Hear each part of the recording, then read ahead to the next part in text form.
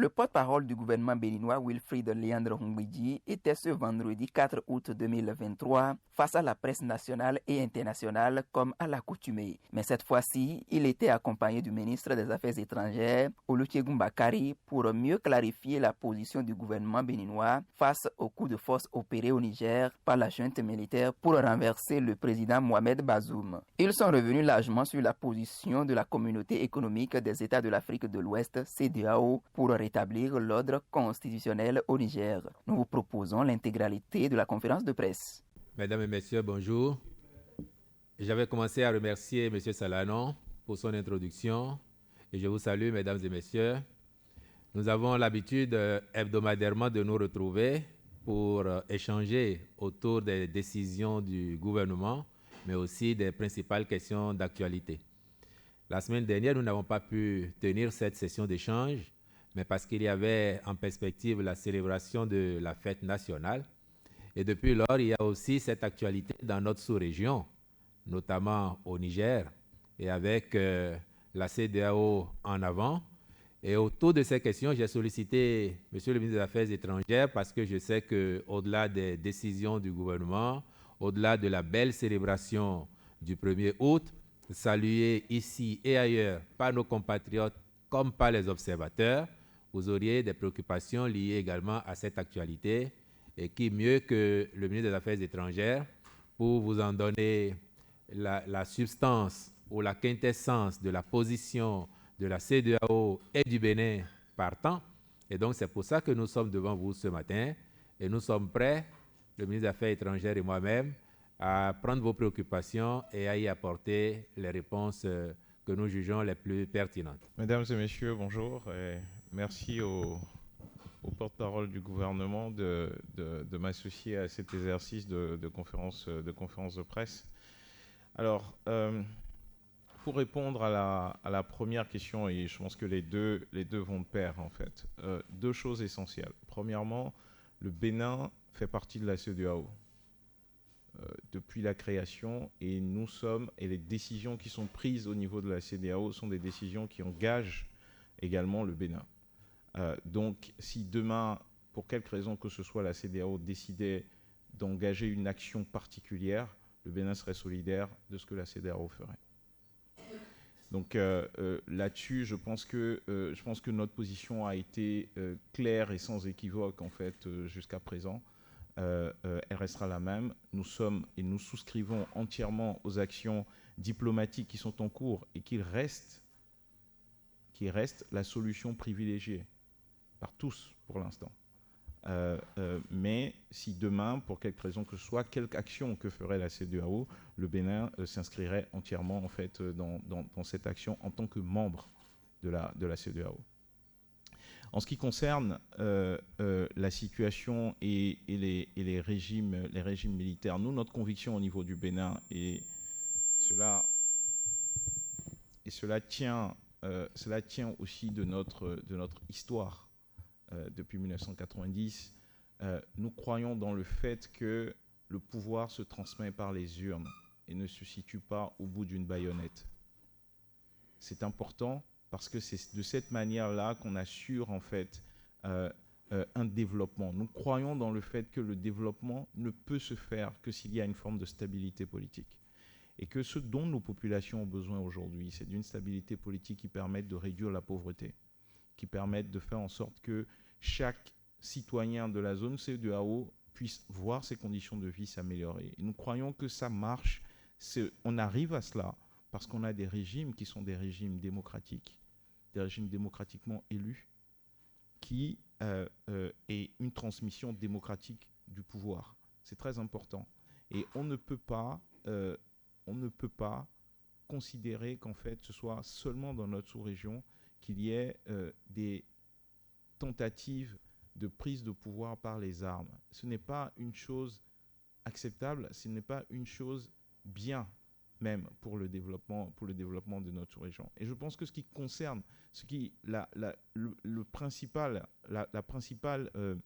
besoin de nos populations aujourd'hui a rapport en fait à l'amélioration de leurs conditions de vie.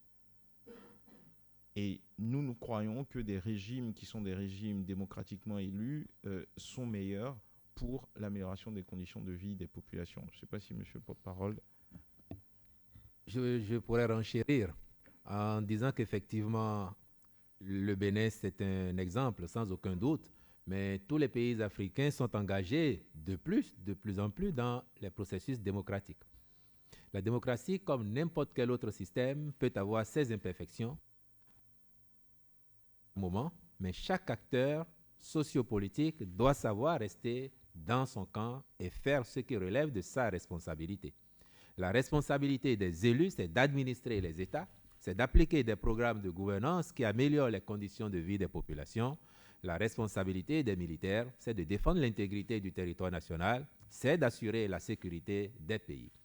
Et je suis convaincu que même les militaires eux-mêmes, ils savent que ça n'est pas la solution de faire des coups d'État intempestifs, de renverser des régimes légitimes pour s'installer à la place du roi. La preuve en est, et ça n'est pas de la désinformation, ça n'est pas une fiction.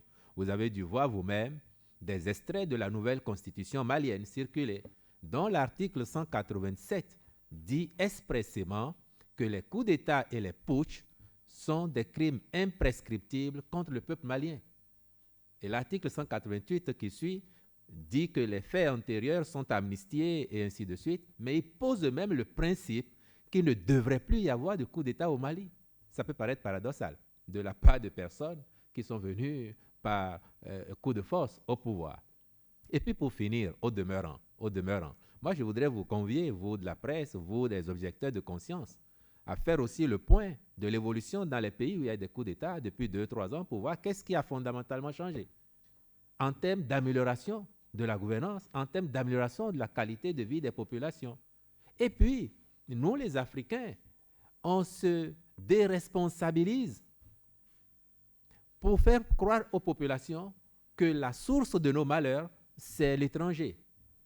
Moi, vous pouvez demander aux Béninois, nous avons commencé à faire beaucoup d'efforts, plus que par le passé. Depuis 2016, ça a été très dur au début pour nous tous, mais les Béninois voient très bien maintenant que quand on fait des efforts, ils produisent du résultat. Et c'est comme ça qu'on construit des États résilients, des États forts, des États modernes. Nous sommes en chemin et nous sommes convaincus que c'est la seule voie pour y arriver. On peut extrapoler. Nous avons connu des crises ici, notamment en 2019. Entre 2019 et 2023, chaque Béninois observe les évolutions que le pays connaît. Imaginez un instant par extrême que ceux qui avaient envisagé de renverser le pouvoir en 2019 aient réussi leur coup. Nous ne serions pas là où nous sommes aujourd'hui. Donc, il faut aussi apprendre à nos populations que c'est l'effort soutenu, l'effort dans la durée qui produit des résultats. Les difficultés peuvent exister, comme dans la vie de tous les jours, pour les États comme pour les individus.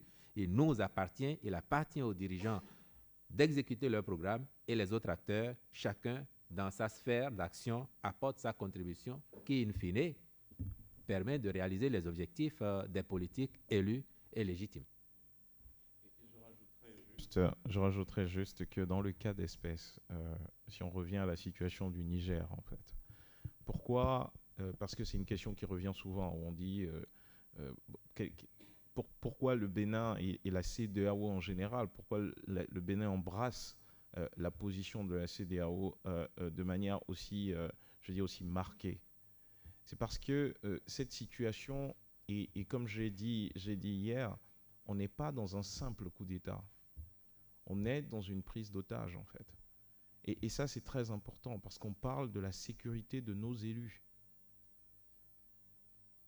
Imaginez-vous demain l'insécurité que ça représente, en fait, de dire qu'on invite nos populations à élire un chef de l'État et que simplement parce qu'il ne s'entend pas ou parce qu'il y a un désaccord, en fait, avec sa garde, que la garde le prenne en otage et dise « vous n'êtes plus président de la République ». Même pour ceux qui viennent de le faire, c'est un danger. Parce qu'à tout moment, n'importe qui, avec une Kalachnikov, peut décider de prendre le pouvoir. Et cette instabilité n'est pas une instabilité productrice et génératrice, en fait, de développement. Donc c'est cela que nous devons retenir, et c'est important. Donc c'est une position de la CEDEAO en commun, et comme le disait M. le porte-parole, c'est important de tenir compte de cela. On n'a pas besoin de que quelqu'un vienne nous le dire, parce que nous voyons nous-mêmes à partir des chiffres ce que cette forme d'instabilité, cette forme de changement systématique pour simplement des mesures, des convenances personnelles peut apporter comme insécurité en matière de développement dans la zone, en fait. Et c'est contre cela, je pense, que les chefs d'État de la CEDEAO ont décidé de prendre des mesures fortes. Que les réflexions qui doivent être menées, les dispositions qui doivent être prises au cas où, le sont et le seront en temps de besoin. C'est certain. Donc, pour le reste, vous pouvez être rassurés. Sur les positions des uns et des autres, il n'y a pas d'avis personnel à avoir. La CEDEAO est engagée, a pris une position qui est la nôtre, qui est celle des autres pays. Et si des actions se mettent en branle demain, vous assisterez à ce que ferait chacun dans cette situation. Et la CEDEAO elle-même n'a pas mis en avant l'option militaire comme première option. C'est le dernier recours et le ministre des Affaires étrangères vient de le redire. Donc la CEDEAO procède d'abord par le dialogue, par la négociation et se verrait obligée, si les interlocuteurs ne font pas suite à ces demandes, en ce moment-là, d'engager des actions pour restaurer, on peut dire, la souveraineté du Niger, l'ordre constitutionnel. Et quelqu'un qui parlait d'ordre constitutionnel tout à l'heure, au cas où il arriverait malheur au président retenu en otage, mais les constitutions de ces pays ont prévu les modes de dévolution de pouvoir en cas de vacances. Donc il y aura forcément une solution constitutionnelle pour assurer la stabilité du pays. C'est ce que je peux vous dire en attendant les éléments que le ministre apporterait à vos préoccupations sur les relations avec les représentations diplomatiques, l'état des discussions avec les interlocuteurs. Sur les relations avec les relations diplomatiques, vous savez, nous, comme je l'ai dit tout à l'heure, le Bénin fait partie de la CEDEAO. La conférence des chefs d'État de la CEDEAO a été très claire. Le seul président que nous reconnaissons, le président du Niger, c'est le président Mohamed Bazoum. À partir de cet instant, nous ne reconnaissons que les autorités relevant directement du président Bazoum. Et jusqu'à preuve du contraire, l'ambassadeur ici et un certain nombre de responsables relèvent toujours en fait du gouvernement normalement constitué par le président Bazoum. Donc les contacts sont permanents avec eux parce que c'est eux qui représentent le Niger aujourd'hui. Le président Bazoum reste le président du Niger dans toutes les instances. Et il ne vous aura pas échappé que lors de la dernière conférence des chefs d'État, que ce soit de l'UEMOA ou de la CEDEAO, le président Bazoum a été considéré comme excusé, mais entièrement membre de la conférence des chefs d'État.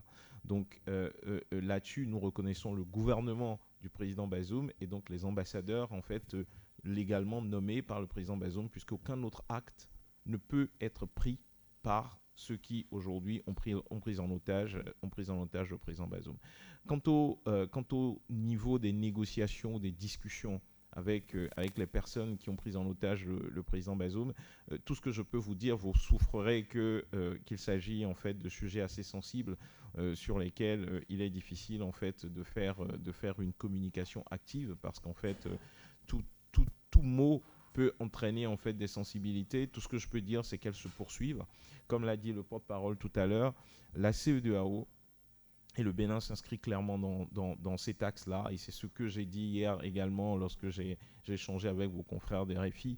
Jusqu'à la dernière minute, la solution négociée sera celle qui sera privilégiée. Le président Tinubu l'a rappelé encore hier en disant il faut absolument qu'on fasse tout pour qu'on arrive à une solution négociée, une solution pacifique. Pour régler la solution pour régler le problème. Et les actions sont en cours, en fait. Aujourd'hui, se poursuivent. Vous n'êtes pas sans savoir qu'il y a eu 2 délégations qui sont parties, mandatées par le président en exercice de la conférence des chefs d'État de la CEDEAO, qui vont poursuivre les discussions afin qu'on puisse arriver à quelque chose qui serait la solution, en tout cas la porte de sortie acceptable pour tous, en fait. Parce qu'à la fin de la journée, personne ne veut qu'on soit dans une situation en fait où la solution de l'usage de la force soit la solution qu'on retienne. On privilégie tous la négociation, on privilégie tous le dialogue en fait. Et c'est la raison pour laquelle les chefs d'État ont donné cette période d'1 semaine pour pouvoir engager des discussions et aboutir à une solution concertée de libération et de réinstallation du président Bazoum. La position de la CEDEAO, je l'ai rappelé tout à l'heure, est très claire. Le président Bazoum est le président démocratiquement élu du Niger et est le seul que nous reconnaissons. Donc tout ce que la CEDEAO demande, c'est la réinstallation du président Bazoum dans sa fonction de président de la République. Aujourd'hui, il est empêché d'exercer ce pourquoi il a été élu démocratiquement par le peuple nigérien. Donc tout ce que nous demandons, la position de la CEDEAO à laquelle souscrit aujourd'hui le Bénin, c'est que le président Bazoum soit réinstallé. Donc il ne s'agit pas d'exfiltration, il s'agit de réinstaller le président Bazoum dans ses fonctions de président de la République. Ensuite, vous dites l'armée. Il y a un tout petit peu de, je trouve, si l'armée devait décider de qui est le président de la République, pourquoi est-ce qu'on organise alors des élections? L'armée fait partie du peuple. Les forces de défense votent également lorsqu'il y a élection du président de la République. Et la majorité du peuple nigérien a décidé, il y a un peu plus de 2 ans maintenant, que le président Bazoum était celui qui devait conduire ses destinées pendant 5 ans. Donc, l'armée fait partie du peuple, il faut respecter la décision du peuple. Ce n'est pas une question d'alignement sur l'armée, où on ne peut pas être dans une situation, et moi j'attire véritablement, je pense que le porte-parole également disait tout à l'heure, votre attention sur l'éducation que nous devons faire. On ne peut pas considérer que nos pays sont dirigés par des foulocraties. Ce que j'appelle foulocratie, ce sont des foules qu'on rassemble dans la rue et on se dit, voilà, il y a quelques personnes dans la rue et à partir de cet instant, ça veut dire que quelqu'un est impopulaire. Non.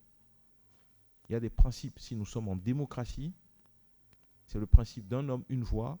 Les gens votent, ils élisent un président et ce président, il exerce le pouvoir. Et comme l'a dit tout à l'heure le porte-parole, les forces de défense et de sécurité sont là pour protéger le pouvoir démocratique, non pas pour exercer le pouvoir. Donc aujourd'hui, la seule chose qu'il faut retenir, c'est le président reconnu par la CEDEAO, l'Union africaine et toute la communauté internationale du Niger est le président Bazoum. Le président Bazoum aujourd'hui est dans une situation où il est pris en otage. Et ce que nous voulons, c'est qu'il soit réinstallé dans sa position de président du Niger. Moi, je vous dirais, à propos de l'engagement du Bénin et du niveau d'engagement, attendez le cas échéant, ce que ferait la CEDEAO, et vous verrez quelle serait la partition du Bénin en termes de mobilisation d'hommes, en termes de mobilisation de ressources, vous apprécierez. Effectivement, le président Talon était censé, au nom de la Troïka qu'il a désigné, pour renouer le contact avec les 3 pays au banc de la communauté actuellement, la Guinée-Conakry, le Burkina et le Mali. Le président Talon avait prévu de se rendre dans ces 3 capitales du 2 au 3 août. Et la situation au Niger a modifié cet agenda. Sans doute que tant que la mission qui lui est confiée reste d'actualité, en temps et en heure, en fonction de son agenda, il verra comment s'organiser pour accomplir cette mission qui lui a été confiée. Le Niger est un pays frère. Ce n'est pas un pays ami, c'est un pays frère. Les liens entre le Niger, le Bénin, le Nigeria, le Togo, tous les pays de la CEDEAO sont des liens qui sont des liens séculaires. Vous avez des gens de part et d'autre de la frontière qui appartiennent invariablement en fait, à différents pays, etc. Donc ce n'est pas ça le sujet. On n'est pas dans cette logique. Et comme je le disais tout à l'heure, le président élu, le président reconnu et les institutions reconnues du Niger sont ceux qui dépendent du président Mohamed Bazoum. Et donc, en l'occurrence, nous allons plutôt densifier nos relations avec le Niger que plutôt rompre des relations avec le Niger. Ce n'est pas le Bénin tout seul qui a pris une décision, c'est la CEDEAO. Et le Bénin était à cette conférence où les décisions ont été prises. Donc, toutes les décisions prises par la CEDEAO sont appliquées par les États membres et celles qui concernent le Bénin seront également appliquées et sont appliquées. Donc, il ne s'agit pas de pays à pays, c'est l'organisation. Nous sommes solidaires des décisions prises parce que nous y étions et nous appliquons les décisions. L'impact, ça n'est pas que le Bénin. On poserait la même question de l'impact au Nigeria. au Sénégal, d'où vous venez, et à tous les autres pays. Donc, ça n'est pas ça la vraie question. La vraie question, c'est est-ce que la CEDEAO et ses pays membres se donnent les moyens de respecter les décisions qu'ils ont prises, de les mettre en œuvre. Et c'est à ça que nous nous attelons. Je crois que c'est la chose la plus fondamentale à retenir en l'espèce. Et comme l'a dit le porte-parole, c'est pas une question d'impact individuel ou de calcul d'impact individuel. C'est une question de principe général et de décision prise au niveau de la communauté. La communauté a pris une décision, nous faisons partie de la communauté, nous appliquons les décisions de la communauté. Vous n'êtes pas sans savoir que le Tchad partage une très large frontière avec le Niger. Et donc, c'est dans ce cadre, et vous comprendrez aussi que dans le cadre de discussion ou de dialogue, tous les éléments ne peuvent pas être reversés sur la place publique, en fait. Parce qu'on est en train de construire un chemin de négociation qui devrait, nous l'espérons, arriver à une sortie de crise qui soit une sortie de crise la plus douce et la plus pacifique possible. Donc, c'est la raison pour laquelle vous n'avez pas entendu de débrief, en fait. Parce que cela fait partie de tous les contacts et de tous les échanges que nous avons avec les chefs d'État ont avec les différents protagonistes. Alors, est-ce qu'il y a eu des débriefs entre chefs d'État? Bien entendu, la situation elle est assez critique et les chefs d'État de la sous-région se parlent de façon très régulière, plusieurs fois même par jour, pour pouvoir suivre l'évolution de la situation. Donc oui, il y a eu une remontée d'informations à leur niveau qui a permis de réajuster les positions, l'approche, etc. Mais souffrez que ce ne soient pas des éléments qui soient communiqués sur la place publique parce qu'ils font partie de tout un processus qui, nous l'espérons, vont permettre d'arriver à une solution négociée, une solution pacifique dans cette crise. Et quant à votre première question concernant le Tchad et concernant la situation au niveau du Tchad et plus globalement en fait ce sentiment qui est un peu distillé dans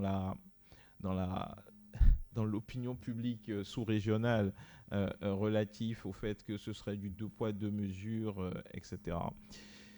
Vous savez, moi je vais faire un parallèle en fait. Quelqu'un qui vole une moto, sur le principe, a commis le même acte que quelqu'un qui va faire un braquage de banque sanglant. Mais les deux ne sont pas punis de la même manière. N'est-ce pas? Ici, dans le cas du Niger, et c'est ce qu'on essaye d'expliquer depuis un certain nombre de temps, il y a des faits qui font que, et qui, je pense, ont poussé aussi les chefs d'État à dire qu'on est dans une situation qui est dangereuse pour toute la communauté, en fait. Parce que, et je me permets d'insister là-dessus, imaginez-vous demain, vous êtes dans votre maison, vous avez la personne en charge de votre sécurité qui se lève le matin et qui décide de vous enfermer à l'intérieur de la maison. Et vous dit désormais, je suis le propriétaire de la maison. Imaginez l'insécurité que cela fait peser en fait sur tous les dirigeants. Il y a une situation aggravante. Cela ne veut pas dire que c'est un 2 poids 2 mesures. Je pense que dans toutes les situations, que ce soit au Mali, au Burkina et en Guinée, et ça a toujours été la position de la CEDEAO, il y a eu une condamnation, il y a des feuilles de route qui sont en place, un suivi rapproché pour s'assurer qu'on ait un retour à l'ordre constitutionnel le plus rapidement possible. Dans le cas du Niger, c'est beaucoup plus aggravant. C'est une prise d'otage. Et prendre en otage un président démocratiquement élu, si on le laisse passer, c'est dangereux pour toute la communauté.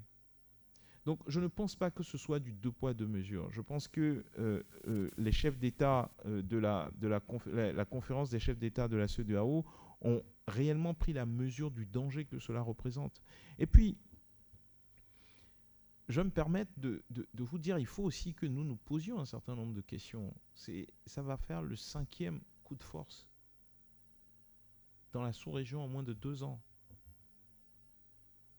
À un moment donné, je pense qu'il est important de pouvoir s'assurer qu'il n'y ait pas une déflagration en fait, sous-régionale totale.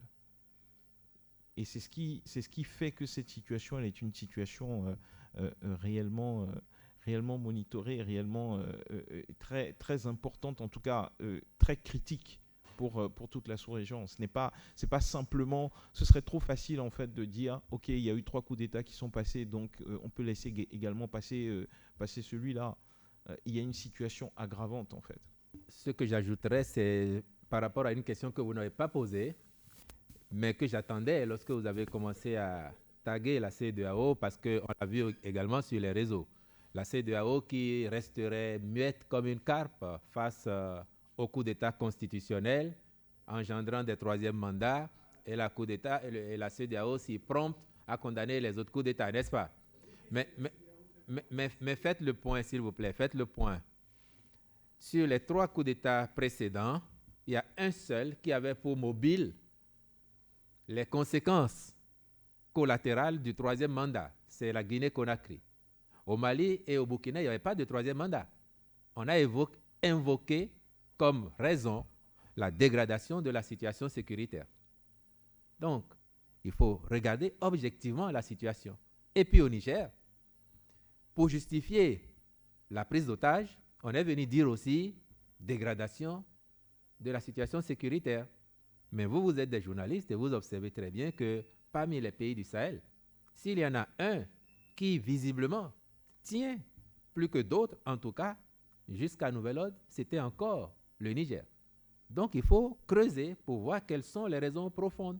Et en l'espèce, on vous a dit, ceux qui sont payés pour assurer la protection du président élu, c'est eux qui décident, pour les raisons qu'ils connaissent certainement, de le prendre en otage.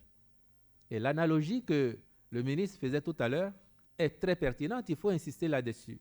Vous avez un parent, ou vous-même vous avez votre maison, et vous recrutez un agent de sécurité qui est payé, il n'a pas d'arriéré de salaire. Et puis un matin, vous vous levez, vous ne pouvez pas sortir de votre chambre parce qu'il est passé en temps, il a mis la clé à double tour. Et il dit, c'est moi le patron des lieux. Il a peut-être fait ça pour vos enfants aussi avant. Quelle serait votre attitude? Comment vous feriez? Je suis convaincu que vous feriez appel à toutes vos connaissances dehors, ou vos parents qui viennent découvrir vont dire non, ça n'est pas possible quand même. Et faire en sorte que l'ordre soit rétabli. C'est ce que la CEDEAO essaye de faire et entend faire. Nous savons qu'il y a une communauté africaine, comme dans tous nos pays. Mais est-ce que vous êtes d'accord, vous, sur le principe qu'il est indispensable de rétablir l'ordre au Niger? Si vous êtes d'accord, vous dites à la CEDEAO et à ses pays membres, faites en sorte que ça se passe bien en limitant les dégâts. Et c'est ce qu'ils font. Limiter les dégâts au mieux pour nous tous, en espérant qu'on n'aura même pas à recourir à la force. Et la CEDEAO est responsable. Nous discutons, nous plaidons pour que ceux qui sont là, qui ont commis l'acte répréhensible, reviennent à la raison. Si ça se fait, tout le monde est tranquille. Est-ce que le principe des coups d'État est admissible encore aujourd'hui, au XXIe siècle? Et puis oui, dans nos pays, le président Bazoum a beau appartenir à telle ou telle communauté, le débat n'est pas là. Il a été élu. Qu'il vienne d'une ethnie minoritaire ou majoritaire, la majorité du peuple nigérien l'a élu. Et on n'a pas entendu les gens contester son élection. Du reste, ça fait 2 ans qu'il est en situation. Il y a une réalité, et c'est vrai, la plupart de nos États sont composés de plusieurs nationalités, des micro-nationalités. Et c'est pour ça que nous travaillons à en faire de véritables nations. Cela n'exonère aucun acteur, y compris militaire, du devoir, de son obligation à contribuer à cette dynamique. Sinon, tous nos pays seraient instables. Tous, dans lequel des pays africains qui n'ont pas eux-mêmes tracé leurs frontières, vous avez déjà vu tant d'homogénéité en dehors du Burundi et du Rwanda. Et encore, si chaque ethnie, si chaque composante de la société devrait se lever et dire non, moi, c'est pas moi qui suis là, ça doit être mon tour, on ne s'en sortirait pas. Nous sommes bien devenus des républiques, n'est-ce pas? Et en république, il y a des normes qui s'appliquent à tout le monde. No, I think, a spokesperson of government already responded entirely to the question. I think all of us collectively, we have to understand that it's not a question of Benin being against Niger or ECOWAS being against Niger. It's not a war between ECOWAS and Niger. There is no war. We just want to reinstall a democratically elected president in his position. So there is it's not a question of, let's say, 2 countries being in war, fighting, or something like that. No, and as spokesperson said, we'll always try to give option and chances for negotiation, always. And that's, I think the sense of everything, President, Chairperson of ECOWAS is doing today with all the head of state. A lot of things is, in the background, they are doing a lot of things to ensure that this last solution, this ultimate solution, will not need to use it. Because it's necessary to ensure that our institution, people, they respect also our institution. And when it's come to minority, it's very dangerous what you are mentioning. I know that many people are talking about this, saying, yes, maybe they did a coup because, the president come from a minority part of the population. It's extremely, extremely dangerous. Can you imagine? That means tomorrow, the people coming from his community, President Bazoum community, also can start and say, okay, because you remove our president by using arms, we also will start, a war against you. No, this is very dangerous for the stability of the region. It's very dangerous for the development of the region. We here in Benin, and I think this is definitely what everybody, entire, continent is looking for. Our population is young. They need jobs. We need to develop ourselves. We need to reduce poverty. And can you imagine that today in 2023, we are here talking about people trying to conquer the power with arms? It doesn't make sense. Entire world is moving forward. People are talking about AI. They are trying to go, on the moon, on Mars. And we are here talking about, people trying to attempt, to integrity of an elected president. All of our constitution have, a provision giving everybody the right to fight to become president. If you want to become president, you go to the election. You fight for election, you won the election, and you run the country. It's not because you have a Kalashnikov, buy with taxpayer money, because that's the issue. You pay tax. We use this money to buy arms because we think the entire community think it's important to protect, integrity of our territory, to protect our leaders, etc. And then this money and the shoes we bought for you, you use it against, the people we elected. It doesn't make sense. So we have to, to stick to this position. And we in Benin, we are definitely aligned with ECOWAS position. Et si ça a été si dur au début pour nous tous, que nous avons été, en tant que gouvernement, assez impopulaires au début. Aujourd'hui, nos concitoyens, et vous pouvez les entendre partout, ils disent, nous voyons ce à quoi sert notre argent. Le président de la République il avait lancé une boutade, il a dit, oui, l'argent ne circule pas, comme vous dites, mais l'argent travaille. Et cet argent qui travaille, chacun des Béninois le voit. Donc, il n'y a pas à avoir de crainte. Il y a à densifier ce que nous faisons sur le terrain de la bonne gouvernance, sur le terrain de l'amélioration des conditions de vie des populations, afin que durablement, le bien-être individuel et collectif s'installe. Et à partir de ce moment-là, nous rêvons comme les autres. Le ministre disait tout à l'heure, les autres pensent à aller sur la Lune, ils pensent à aller sur Mars, et nous, on en est encore à parler de coups d'État, et encore, pour quelles raisons? Nous aussi, nous voulons bien que dans 50 ans, dans 100 ans, on dise, il y a un Béninois qui est allé sur la Lune. Pourquoi pas? Si c'est possible pour les autres, c'est possible pour nos États aussi. Et après, la question de responsabilité, comme je disais, enseignons à nos enfants, à nos populations, que notre bonheur dépend d'abord de nous. Quel est le parent qui, chez lui, à la maison, dit à son enfant, il vaut mieux que tu ailles vivre chez le voisin ou chez telle personne au quartier pour être heureux? Vous avez déjà vu ça? Ça n'existe pas. Et il en va mêmement pour les États. Donc nous faisons ce que nous avons à faire avec le soutien et la contribution de toutes les Béninoises et de tous les Béninois, et nous pensons que c'est le seul chemin qu'il faut parcourir en tant que nation. Entre le Bénin et le Nigeria se normalise, n'est-ce pas? Ça ne vous déplaît pas. Par contre, je sais que ça peut déplaire à certaines personnes au Bénin, notamment les personnes qui ont pu aiguillonner par le passé afin que telles sanctions soient prises ou prolongées, en faisant le vœu secret que cela exténue les populations et que le gouvernement en place tombe parce que la situation serait intenable. Fort heureusement, nous avons travaillé dès le début à créer la résilience de notre économie, de sorte que, contrairement aux perceptions que les gens avaient, quand le Nigeria éternue, le Bénin ne s'enrhume plus. Au contraire, les relations décomplexées dont je parlais tout à l'heure se font aussi à l'égard des pays voisins, y compris le Nigeria. Et vous avez vu avec quel enthousiasme, avec quel faste le président nigérien et sa délégation, y compris même l'homme d'affaires Aliko Dangote, arrivent ici et sont à leur aise. C'est une bonne chose et nous allons travailler à entretenir cette relation. Cela n'a pas un coût direct avec l'augmentation des prix de carburant. Ça, vous le savez que c'est dicté par la conjoncture internationale. Il y a des normes pour apprécier et ajuster les prix. Et nous avons mis beaucoup en subvention sur ces produits, notamment depuis la guerre en Ukraine. Et je peux vous dire, aujourd'hui encore, quand bien même le prix de l'essence est passé à 680 francs depuis le premier, contre 650 avant, nous sommes encore autour de 40 francs de subvention sur le litre d'essence.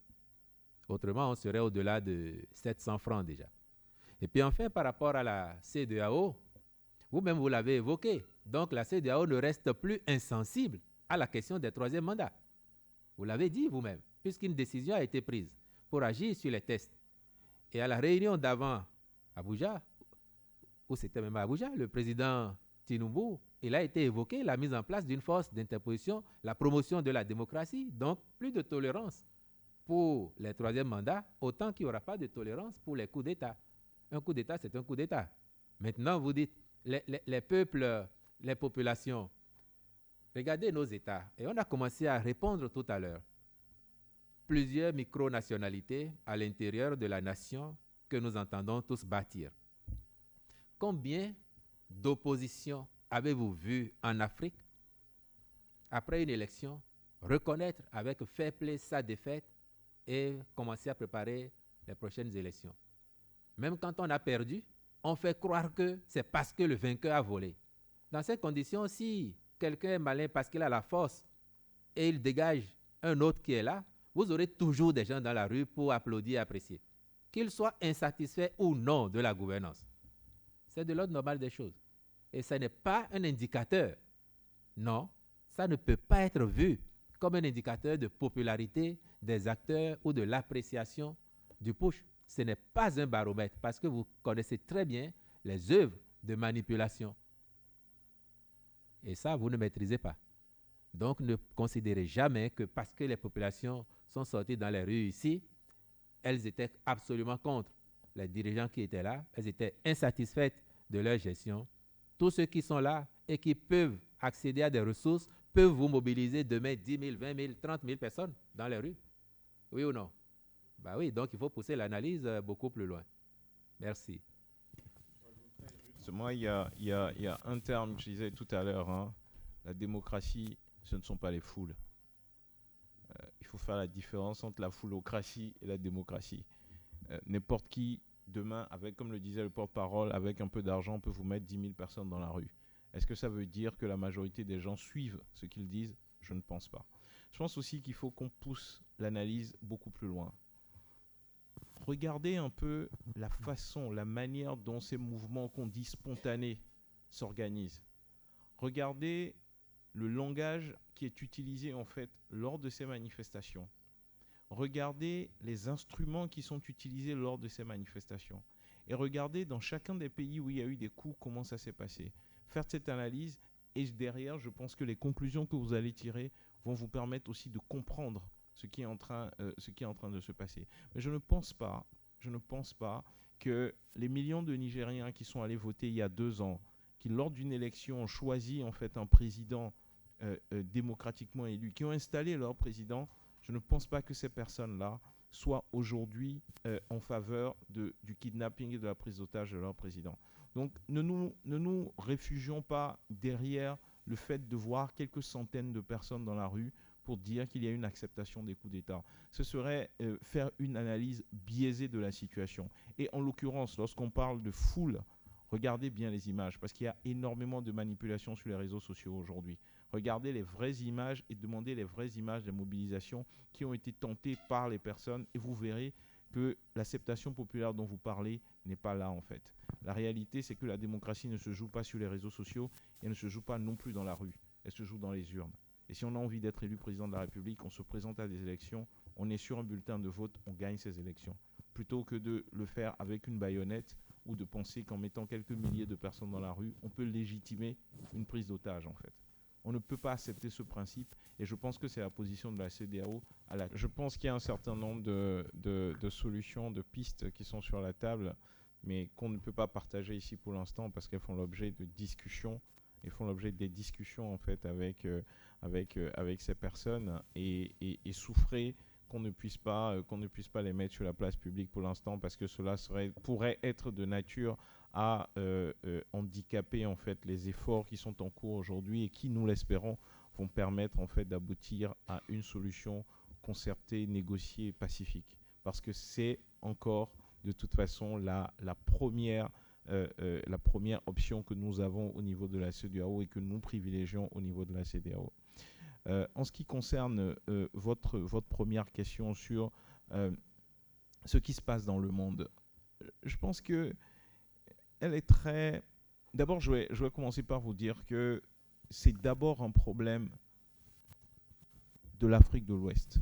Et c'est la raison pour laquelle les chefs d'État de l'Afrique de l'Ouest ont pris la mesure de la situation et ont décidé en fait d'agir parce qu'il s'agit de notre espace communautaire. Je vais paraphraser ce que disait tout à l'heure le porte-parole. Personne ne viendra développer l'Afrique à notre place. Personne ne viendra construire nos pays à notre place. Donc il faut qu'on arrête aussi chaque fois qu'il y a un problème de nous dire la solution viendra de l'étranger ou viendra d'autres puissances. Nous devons être en mesure nous-mêmes de prendre nos responsabilités. Et c'est ce que les présidents de la CEDEAO ont fait dans le cas d'espèces en fait.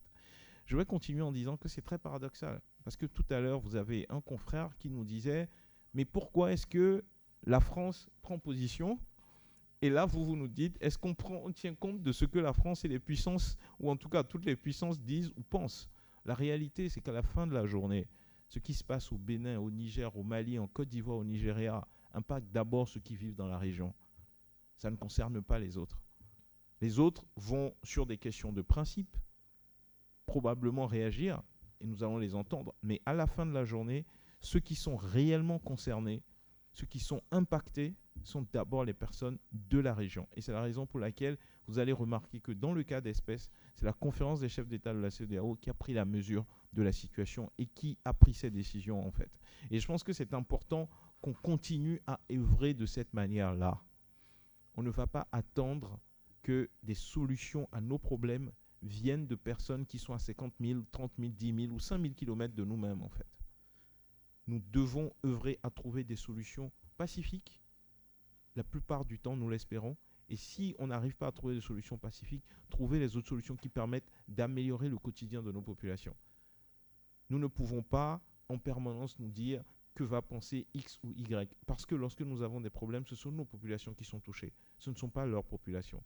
Donc, moi, je pense que au niveau de la CEDEAO, bien entendu, on écoute, on observe. Il y a les uns et les autres qui diront qu'ils soutiennent ou qu'ils ne soutiennent pas. Mais à la fin de la journée, ce qui importe, c'est ce que pensent les dirigeants de la CEDEAO, qui étant notre organisation commune à laquelle nous avons tous adhéré, les 15 pays de l'espace communautaire, et dont les décisions s'appliquent à chacun de nous en fait.